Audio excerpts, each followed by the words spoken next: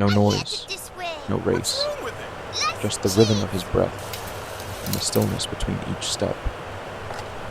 This is where his story begins, and maybe where yours does too.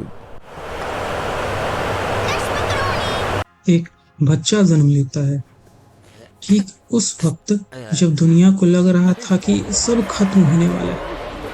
अजीब है ना, जिन्होंने अपनी पहली सांस ही बी एंड के शोर में ली थी।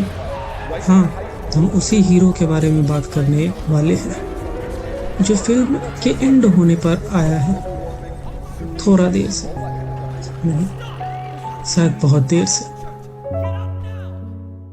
ये हीरो थोड़ा भटका हुआ है, थोड़ा खोया हुआ है, सब जानता है, फिर भी हंसता है और कहता है सब ठीक है, या शायद नहीं। लेकिन भटकना तो किसी खोज की निशानी है, किसी अनुपम, अनूठे और नए की चाहत है। क्योंकि कभी सुना है कि शमशान में मुर्दे भटक गए हो।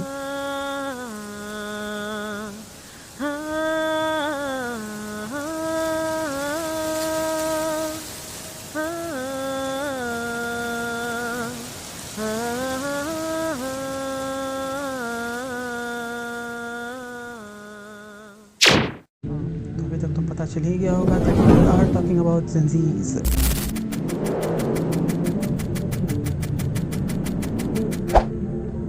और जिन्हें इस सेंचुरी का सबसे डमेस्ट जनरेशन कहा जा रहा है, according to the report published by doctor J C Horvath. ये बताता है कि जेन ज़ी एक पहला जनरेशन है इन हिस्ट्री जिन्होंने आईक्यू टेस्ट में अपने पेरेंट्स से कम स्कोर किया है।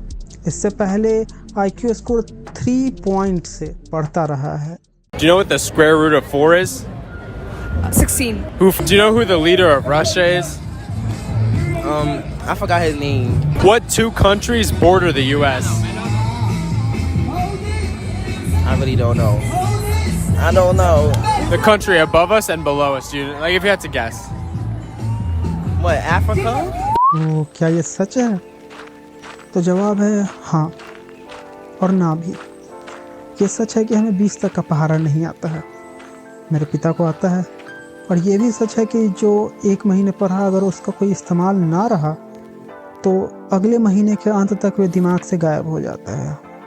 तो इसका मतलब क्या है कि पूरे पीढ़ी को पागल डिक्लेयर कर दें? तो जवाब है हाँ, क्योंकि वे इंसान स्वतः ही पागल है जो कि 2 अरब से भी ज़्यादा के जन समुदाय को एक ही छन्नी से छान रहा है, और जो इस पर विश्वास कर रहा है वह उससे भी ज़्यादा बड़ा पागल है। जो कि ऑनलाइन दिखता है, लोग इस पर विश्वास करते हैं। इनकी टिप्पणियां देखकर ये पता चलता है कि लोग खुद को उसी छन्नी से छान रहे हैं जो कि उनका बनाया हुआ ही नहीं है। तो अभी मोस्ट इम्पॉर्टेंट पॉइंट यहाँ से शुरू होने वाला है, लेकिन इससे पहले तुम कमेंट करके बताओ क्या तुम भी इस रिपोर्ट पर बिलीव करते हो that gen Z is the dumbest generation ever. तो अब वक्त है पर्दा उठाने का। मैं इस जनरेशन को 3 हिस्सों में बांटता हूँ। इसको समझ गए तो पूरी दुनिया का रीसेट समझ गए। तो इसमें मैं सबसे पहले बात करना चाहता हूँ दी बॉटम जेड के बारे में। ये वो लोग हैं जो स्मार्टेस्ट जनरेशन के बना हुए कचरे में पैदा हुए हैं। ये पॉल्यूटेड पानी, जहरीला हवा, और झुलसाने वाली हीट वेव्स को नेचुरली टॉलरेट करते हैं, और बदले में इन्हें कुछ नहीं मिल रहा।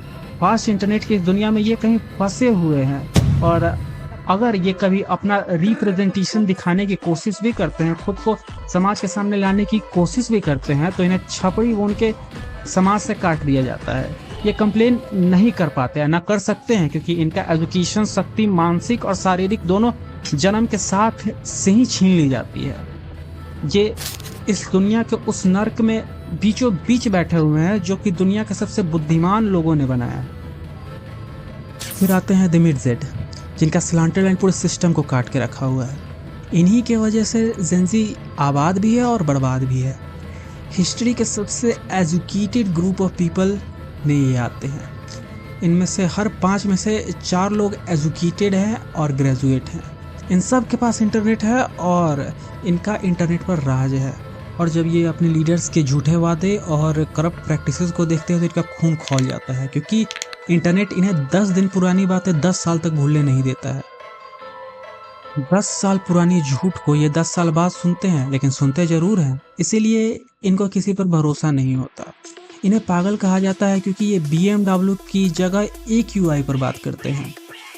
इन्हें डम्ब कहा जाता है क्योंकि इन्हें लगता है कि वे उस सिस्टम को बदल सकते हैं जिसको बाकी कोई नहीं बदल पाया। द स्मार्टेस्ट जनरेशन भी उस सिस्टम के गुलाम बन के रह गए। और अंत में आते हैं टॉप जेड। इनके पास पैसा बहुत है। ये बड़े बड़े स्टार्टअप शुरू करते हैं। ये किसी प्राइवेट गाड़ी पर चढ़ते हैं और उससे उतरने के बाद किसी प्राइवेट एयरक्राफ्ट पर चले जाते हैं और प्राइवेट एयरक्राफ्ट में किसी प्राइवेट आइलैंड पर चले जाते हैं और वहाँ जाने के बाद एनवायरनमेंट चेंज पर भाषण देते हैं। कई बार लिटरल एनवायरनमेंट चेंज करने भी प्राइवेट आइलैंड पर जाते हैं। इनका सक्सेस रेट आम इंसानों से कई गुना ज़्यादा होता है क्योंकि ये अमीर जन्म लिए थे।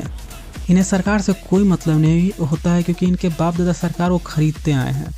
ये गलत सही को रोज़ाना खरीदते और बेचते रहते हैं।